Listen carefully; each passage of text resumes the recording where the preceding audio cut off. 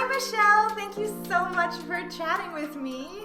Hey, Courtney. Well, glad to be here. Well, you have had and have the most amazing career. You've done incredible films like In the Tall Grass, Mama, Splice, Suck, Nothing. You've also done huge TV shows like Vikings, Penny Dreadful, Camelot, Durham County, Being Erica.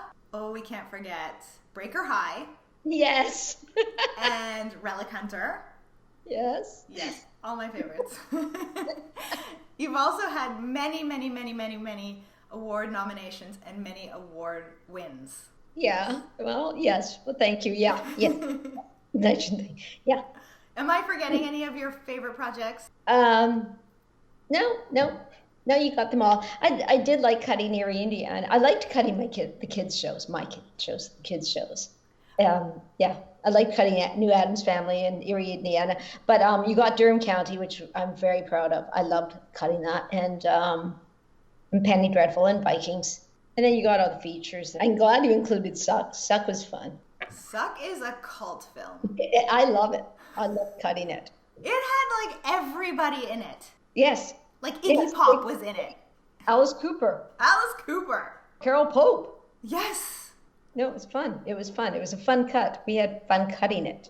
You can tell. You had to live the life to cut it. Yeah, I got to live the life. I'm not a rock and roller, but man, it was fun to cut.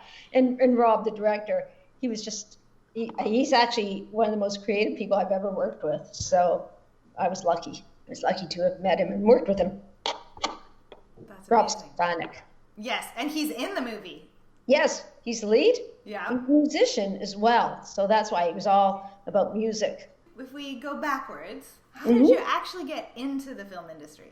It started where I went to Ryerson, but I went to Ryerson not for film, but for radio and television. And when I graduated, we're in a recession in Canada and North America, so there's no work. So I ended up working at a post house dubbing movies, movies to VHS and Beta.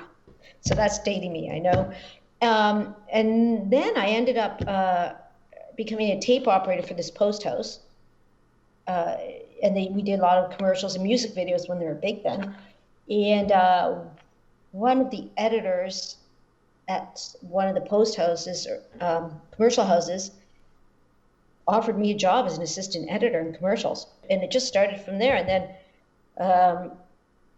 one of the editors that I used to work with went from commercials to drama and offered me an assisting job. And then I assisted on that. It was My Secret Identity. I loved that show. Yeah, with Jerry O'Connell. That was fun as well. And I went from that. And then this other editor, Ralph Brunges, offered me a job assisting him on a film project because, he was a film editor and he needed an editor that understood video, and it was linear editing. It was a Sony system. So I was assisting him, and that's how it started. It just kind of, I paid my dues. In commercials, when I assisted in commercials, I worked 7 days a week, and there was no overtime. You're paid a flat rate, and you're on call all the time because then it was film. So we would have to, wait for Deluxe to, process the film. We'd have to pick it up. We'd have to sync the dailies. We'd have to screen them or project them for the commercial clients. So we'd be out till 11 p.m. and then in the edit suite at 7 a.m. It's not easy. I paid my dues. It was long hours. But there was a group of us. We we all did it. There was about 5 or 6 assistants, and we went through it, and we learned a lot. You're apprenticing. It's like a crash course. Yeah, crash course for 3 years. For 3 years, that's amazing. Yeah, in commercials. Yeah. And then when I went into drama, it actually was a bit easier, and also because you're unionized as well, Directors Guild, so you're kind of protected in a way where you can only work 5 days a week. and you were paid overtime after the fact. If you had to work a sixth day or seventh. The editors I worked for, but this was a different time. Because we were going back from film to video.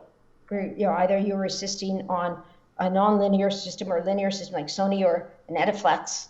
This is before Avid was around. And at one point, I was one of the first assistants on Lightworks in Canada.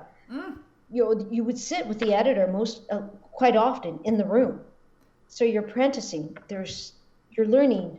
There's a bit more feedback, with the editor and assistant. I try and do it with my assistant now, Bob, who's assisting me now. I trust his judgment completely. I actually ask for his advice, even with the director. Right now we're working on EBS and Evercast because my director's in California, and Bob is on all the time. And I do. It's like the director has an idea, and I'll tell him what I feel. And I let Bob. I want his honest opinion. Even if I don't agree with him, and it's much more work for me if he doesn't like something. But I still believe in an assistant apprenticing. It's not just pushing buttons and sitting in another room and dealing with sound design, which is another big thing too. What kinds of things do you get Bob or your assistant to do on a day-to-day? Bob does all my sound design. And I'll do some, just as a guide, because he's fantastic at it.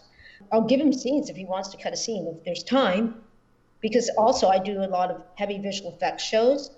So he'll do some temp comps for visual effects. I'll do my little bad comp that looks like something from A Christmas Carol, something floating around that's takes you completely out of the film. So I'll ask him to just make it look at least presentable. Or else I'll put a card in and a locator, and he'll work on it until it looks pretty damn good. And I feel bad because I don't want to call him my assistant. We're a team. I don't know if I'd be able to do what I do without him. Well, you've worked with him on a number of huge projects. Yes.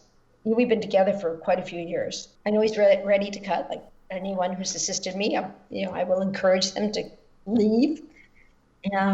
But it'll be hard to lose him. But then someone else will come in. Yeah. Back in the day, Aaron was your assistant for several years. And then I met you guys, and then I was lucky enough to be your assistant on 3 shows. Yes. And I know that you like to cultivate that relationship with that assistant that you take with them, and you really do mold them and ask for feedback. It's this beautiful relationship. It doesn't happen all the time. I would hope it would, but no, I guess it doesn't. But I think because of what happened to me when I started assisting, like properly assisting, when I assisted Ralph and George and James, is that they took me under their wing. They cultivated me. And that was they all said, you're working for me, especially George Ralston. He's like, he would give me scenes to cut and he would, analyze them. And so I came from that school. It was like, well, yeah, I'm apprenticing. They're teaching me how to cut. So I need to give that back. I am old school, where it's like you do go up through the ranks and you get some blows, but that makes you a bit tougher and to push yourself a bit further. But I would hope that anyone who works with me would do the same after the fact, like would encourage the people that work with them, and that they're apprenticing. And that's the thing, is I don't think, I think the word assistant, as I said, I don't like that term. I think it's apprenticing, and I think that's really important. And also, you have to understand is that when you're sitting in a room by yourself cutting, you get an idea of the rhythm and and if it's working or not. But once you have someone in the room, an audience, and usually it's your assistant who's the first person to see your cut after you've done it. So you have to trust their opinion. There are some things that are working, and people say things and you're like, no, they're absolutely wrong. No, this is the right performance. You need that beat, you need this, and you need to open it up or tighten it there. But then you can watch someone who they come in the room and they watch it and you're like, okay, they're reacting, not saying anything, but it's their reaction. It's like, and you know, when you're watching it with an audience or one other person, is like, something's off here. It's not hitting the spot. You're not finding that moment in the scene. Yeah, so you're feeding off of their energy, the way they're Yeah, their shifting in their energy. seat, or sounds that they make, maybe Yeah, even. yeah, or even just like a movement, or just, because I hate to say that, I'm sure every editor feels this, is that, you go in a room and you're talking to someone, when they're done with you, or they're kind of like, not agreeing with you. There's just emotion or a movement or a look. And I actually do think a lot of editors have that. They'll sit with people and they get that. Okay, I'm getting along with this person, or this conversation is going well, or something's off. I think so too. I feel like editors can also tell when people are lying. Yeah. Right? Yes, exactly. I know. I don't even know if you should be broadcasting this part.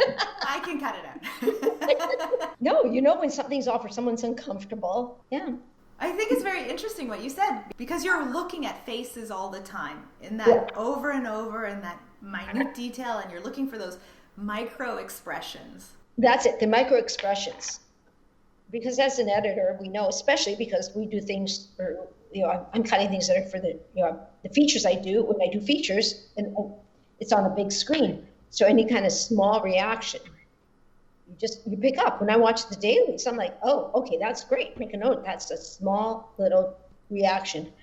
So when you're dealing with the people, you're sitting in a room with friends. You're like, ooh, okay, that's slightly off.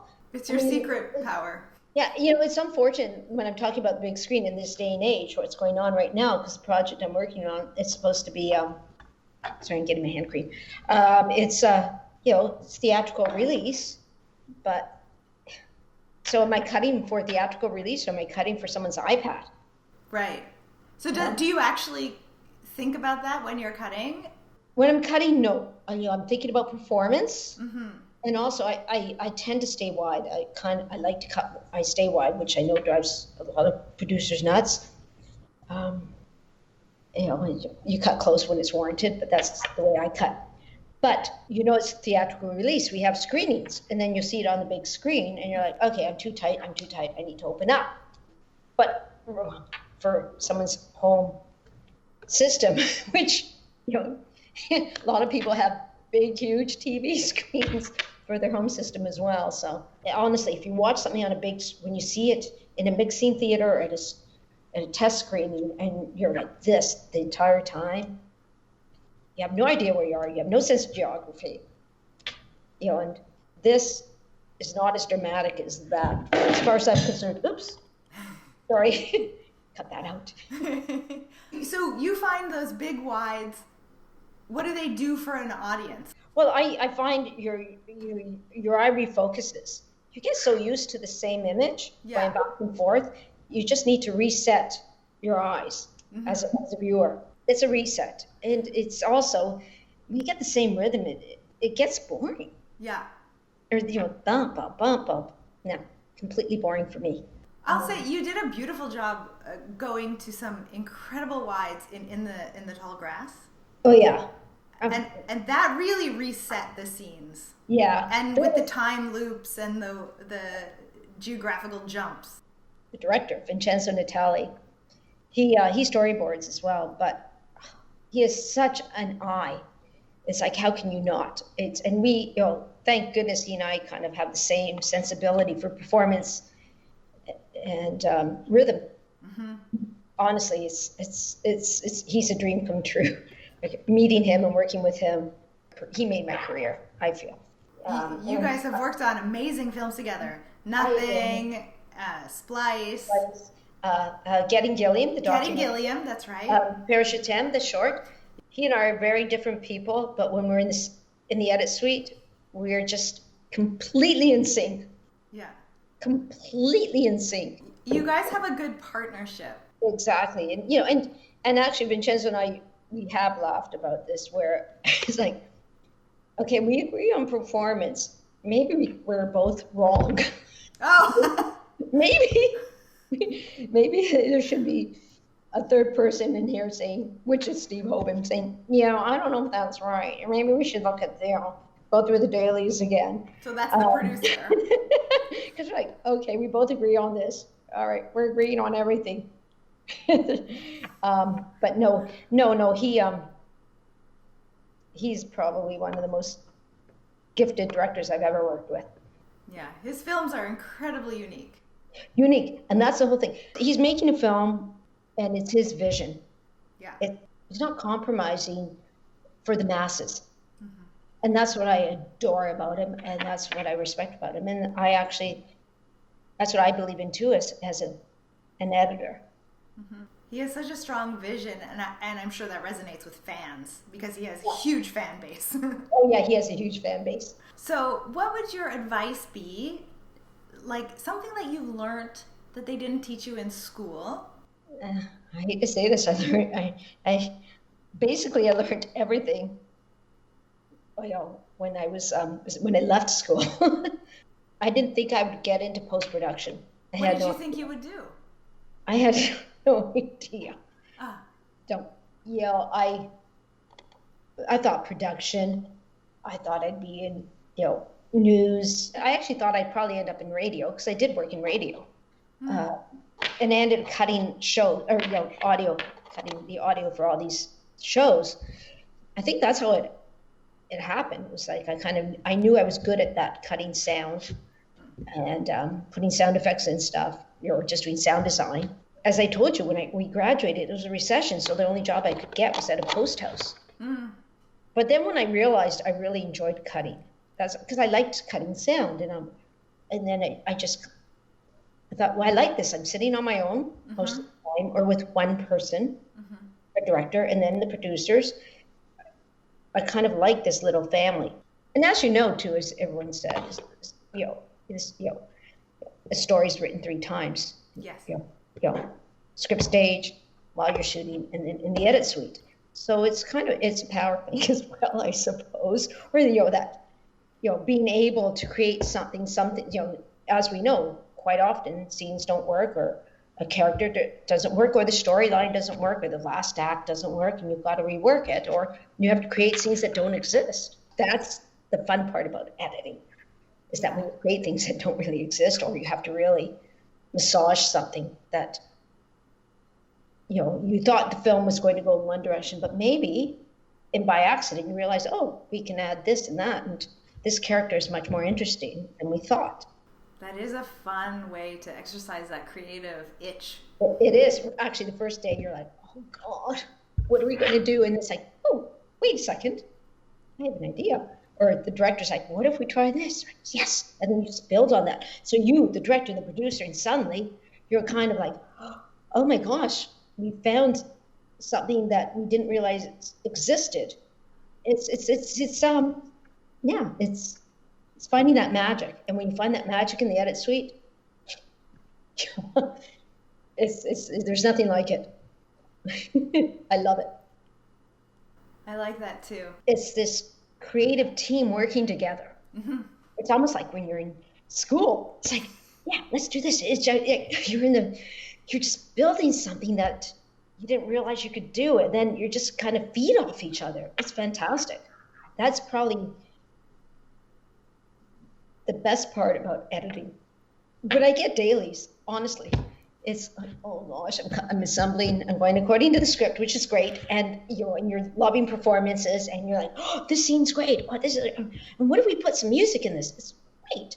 But then you assemble it, and then we're like, okay, this scene's great, but it goes on for 10 minutes, Michelle. We'll watch it and we'll screen it. It's like, all right, we're not feeling, any connection with a character, or the arc isn't working. And then you move stuff around as usual. You shift scenes around, or maybe it's like, well, let's lose this one scene.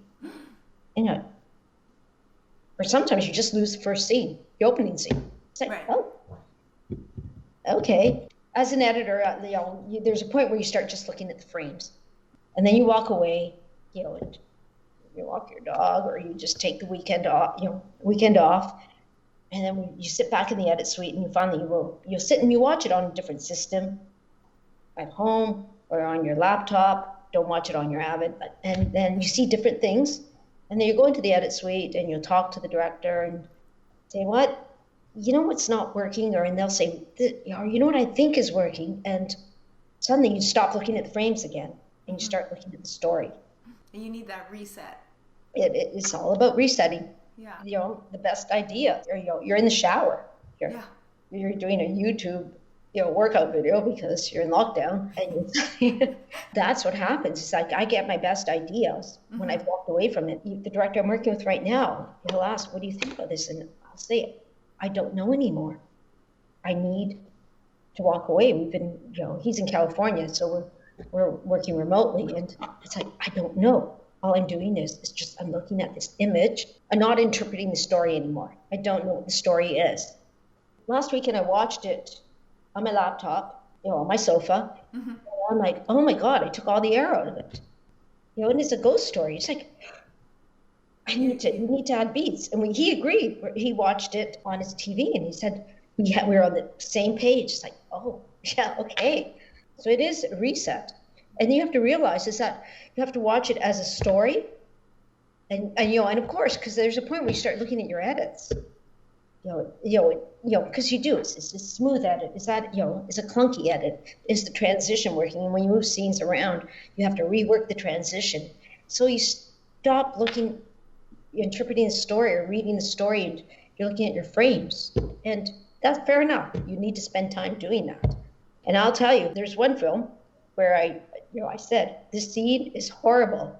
I had to jump from the beginning of the scene to the end of the scene just to get part of the story, just for the arc of this character. I said, it is the worst cut scene I've ever done. And I'm not going to tell you the film, but it's a good one. And the producer said, Michele, it doesn't matter about your editing. We need to tell the story. I'm like, okay. Wow. And he was right. He was right. And you know what? When I watch it, it's like years later, I'm like, it doesn't matter to me. It's like I'm with our character. I'm with my lead. Is there ever a time when you have an idea and you know that it would serve the story better, but you're afraid to tell the director or the producer? No. No, you have no problem telling them. No. That's experience and confidence. I'll be very quiet. I'll reach that point. It's like, okay, it's not working. This is why. I disagree. And maybe because I'm so small, they think it's funny, but they do, most often they listen to me. And one of my producers on one of my last projects actually liked me more because I would argue with him. Well, I wanted to say thank you so much. This has been so insightful. Thank you, Courtney. Bye.